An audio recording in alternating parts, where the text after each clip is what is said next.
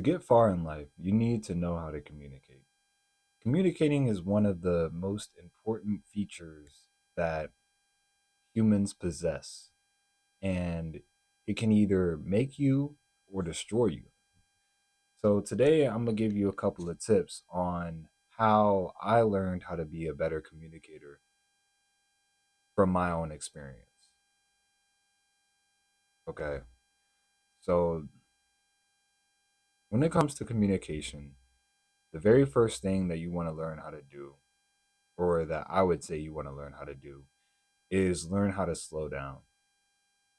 I talk about slowing down a lot throughout my videos, but I can't emphasize this enough. When you speak slow, you're going to attract people because life is hectic. Everybody has busy jobs and they go to work and come back from work during rush hour and everything's stressing them out. So when they talk to you and you have a nice, calm composure and you're talking slow, they're going to be attracted to it because it relaxes them.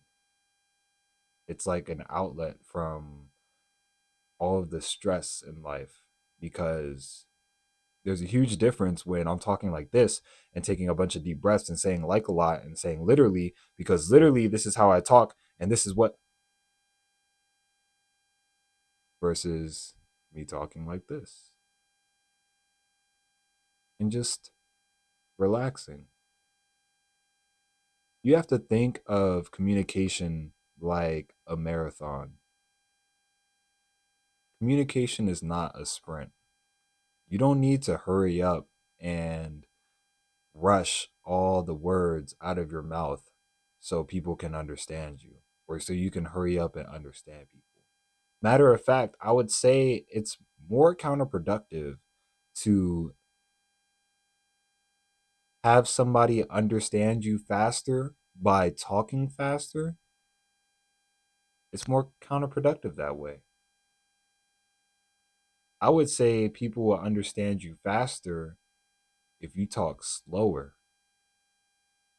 So learn to slow down. I challenge you that every time you talk, try to get your point across in as little words as possible. That'll really help you out too. Because when you not only slow down, but you also get your point across with minimum words, it makes your words extremely powerful.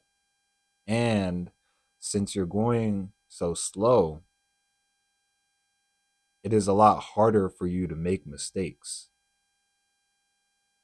So you'll be able to just talk and enter a flow state of communication without anything throwing you off because you're taking your time.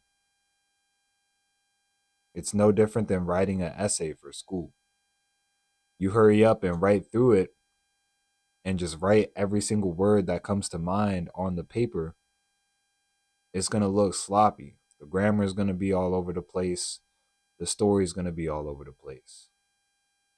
However, when you think before you write and think about how you're formatting your sentences before you write, it's a lot better for you.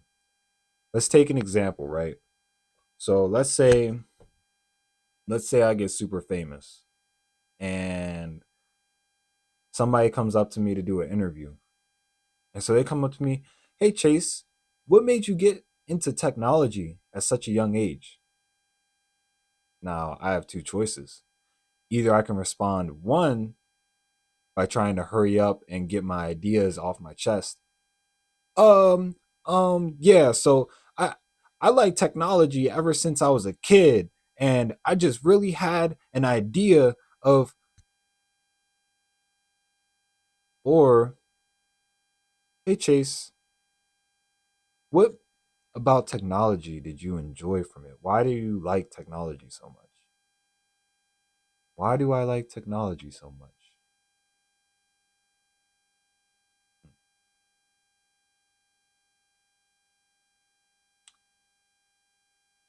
See, when I first turned on my computer, and move the mouse around. It truly felt magical to me. I had no idea how any of it worked, but I knew that I wanted to figure it out. I found that these hardware components are able to turn on and produce something so beautiful on a screen. And that's not even where it stops, because you can use that screen and that display to continue producing more beautiful things. And then I can just keep going. But notice how that answer sounded a lot better than the answer of me saying, So that actually leads to my next tip. Try to stop using filler words. If you find the need, or if you start seeing that you're saying filler words like literally, or like, or or things like that, or even saying or all of those are fillers to bridge the gap between your thoughts, because your thoughts are like, I would say your thoughts are like typing on a keyboard words, you're typing on the keyboard words, and then there could be a point in time where it's just nothingness for a little bit, and then you have some more thoughts rolling in. But during that time of nothingness, we tend to get anxious and want to continue our flow of conversation. So we use filler words or say things like or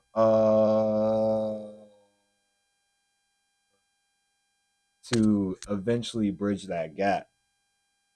But I promise you that you're going to be more intriguing of a person, and people are going to be more interested in what you have to say when, instead of you being like or when you're thinking of something, I don't care if it's mid sentence. You're talking, you're talking, and then,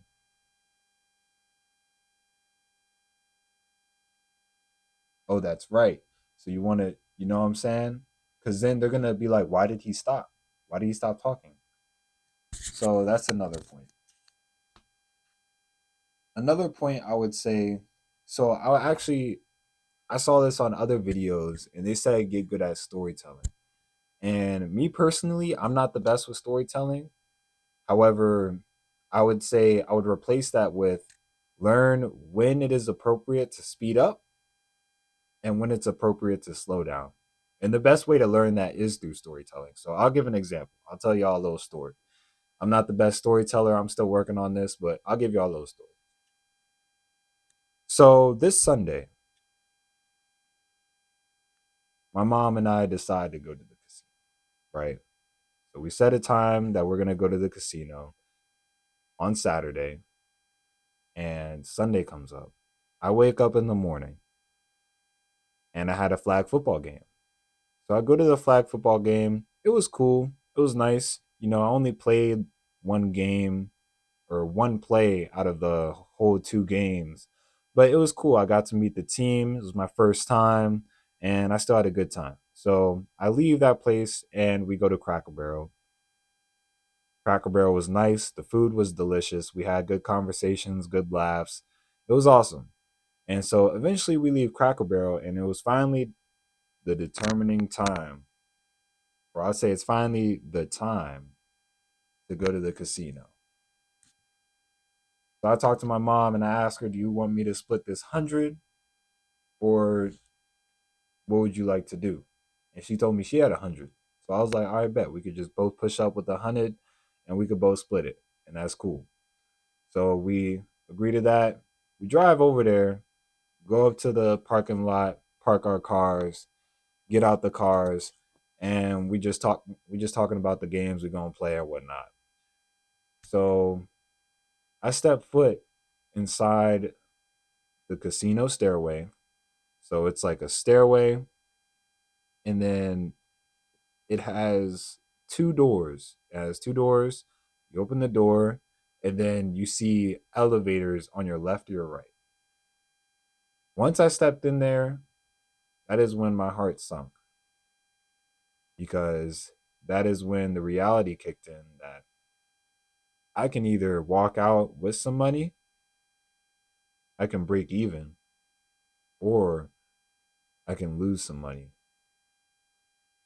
So I go to press the button and we wait for the elevator. The elevator finally comes, step in the elevator, and as I'm descending down to the casino floor, it just feels like my whole world is temporarily escaping. Because when you go to the casino, nothing really matters but you trying to make some money.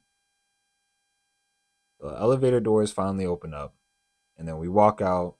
We go and say hi to the nice lady at the front desk and show her our IDs. She clears us. We're good. We step through. Now, for the first 5 minutes, we just walking around, looking around at the tables, trying to get a feel for it. I was telling myself in my mind that I'm going to use my mom's beginner luck, so I'm not going to play until my mom plays. As we're walking past, I get this feeling from the right side of me. Hmm, something about that table that's interesting. So I tell my mom, "Yo, mom, come on, let's wind back."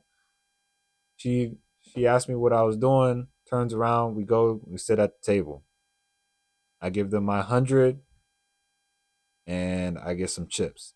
Now she gives her 100 as well, but I can tell that she wasn't really gonna play because when she saw the limit and she was like $25, I knew it was over. But I decided to play because I was feeling good. So I took my first 25 and I put it on black. The dealer sets all the bets. All right, cool. Takes the ball, roll the ball. The ball is spinning, spinning, spinning, and then it starts bouncing on all the different numbers and colors. And then boom. What does it land on? It lands on red. So now I'm down $25. And I'm not really panicking. I'm still a little nervous, but I'm not panicking. So I'm like, all right, cool. You know what? All right, screw it, man. We just gonna put up 50. I put 25 on red, and I put 25 on the middle column. Now, if you don't know, the middle columns pay 1 to 2. So if I win, I get back 2 25 chips. So a total of 3 25 chips. And then if I also hit on red, which is 1 and 1, I believe, then I'll get paid back 1 25 chips. So if I were to hit on both, I would get a total back, including the ones that I placed. I'll get total back 5 25 chips. So that would put me up $50 because I'm down 25, remember? So I decided to place the chip on red and the chip on the middle column. The dealer looks, spins the ball again, same shenanigans, rolls around, bounces on the numbers, and boom. What does it land on? It lands on black on the third column. So I just got smoked 50. So now I'm down to my last 25. And now I'm really nervous. I'm starting to question all the times I went up to the casino before that. I really wasn't trying to get smoked in front of my mom. Mind you, my mom didn't put down a single chip. She was just waiting. So I decide, screw it. I'm going to put it back on black. And that's what I did. And I was feeling pretty confident because it was hitting red a couple of times. So I was like, bet, it's going to hit black. So once again, the dealer does the same thing, spins that ball, it goes around and around and around, bounces over the numbers and the colors. Boom. What does it land on? It lands on red. So just like that, all of my money is gone. So then my mom was like, yeah, I'm not even trying to play this. She still has her 100. We go to the cashier, cash that joint out. She takes like 20 she takes $40 and we put it into the electronic machine. Now the difference between the electronic machine and the physical machine or the physical table is that on the electronic ones, they have a minimum bet of 5 instead of 25. So she feels a lot safer. We're playing around and we're maintaining for a cool little while, but then we just get smoked. That 40 gone just like that. We put in one more 20, maintain a little longer, got smoked. At that point, we both looked at each other and we were like, yeah, we need to get out of here. So we left, went back up that elevator with just a sense of dread. And the thing about the casino is that it just makes you feel horrible about everything else in your life. It ain't even just about you losing. So I just started feeling horrible about everything else in my life that I got going on. Got back in the car and had to make that depressing drive home. Now, it may not have been the best story, but you notice how there would be some areas that weren't that important. So I kind of just skip over it and talk over it and blah, blah, blah, blah, blah.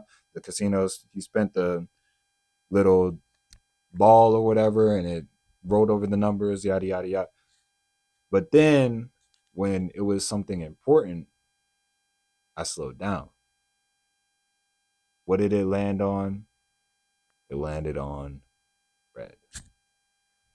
See, when you speed up and slow down your conversation, it makes people more engaged with what you're talking about because it makes them feel like they're a part of that because of the pace that you're taking them. Because you can take them, it's like a roller coaster. You can take them up that hill and then just edge on the hill, bro. You know what I'm saying? Just they just still here, but they going super slow.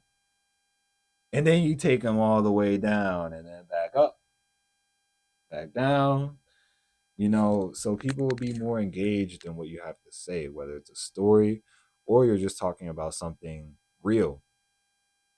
It doesn't matter what you're talking about. You could be talking about some BS, but at the end of the day, you're still going to want to pay attention because you know how to slow things down.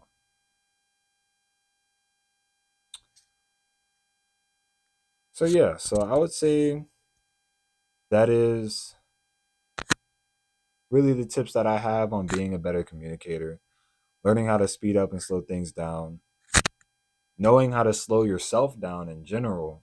And then I would also say eliminating filler words and also trying to be more articulate. So, one thing that I get complimented on a lot is that people say I'm very articulate. Oh, I'm sorry. Last thing.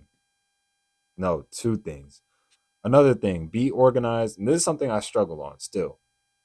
Be organized with your conversations. If you're telling a story, you don't you don't want to talk about something that you missed out on. If you miss out on it, then just leave it be unless it's a key piece of information. But for example, I don't want to be telling the casino story and being like, yeah, so we got to the table. Oh yeah, I forgot to say, but when I went down the elevator, I felt like dread but yeah, anyway, so we got to the table. You don't want to do that. You want to have a consistent flow. It's like riding a bike down a hill. You start at the top and you go down until you're all the way to the bottom. It's not starting at the top and you go down and then back to the top and then down again and then 2/3 of the way and then down again. And then, you know what I'm saying? Like, nah, and that's why it's important to slow down so you can think about what you're going to say and think about how organized it is before you start talking about it. So that's one thing. Second thing is, you know what? I forgot the second thing. So I would just say try to stay more organized in your conversations. And this is something that I'm currently working on as well because I'm a yapper. I be yapping. So when I try to take the straight trail, I'm gonna end up making all the curves to the point where I don't even know what I'm talking about anymore. So do your best not to do that. Know how to slow down, and you'll be a good communicator. Hmm. But yeah, I think that's about it. I don't want to let this video drag on for too long because then I'm gonna end up yapping and completely contradict this whole, or what I consider at least semi organized video. But I feel like once I started telling that story, then it kind of fell into pieces. But let me know what you guys think. I appreciate you for watching. This is currently day 33 out of 365. Wait,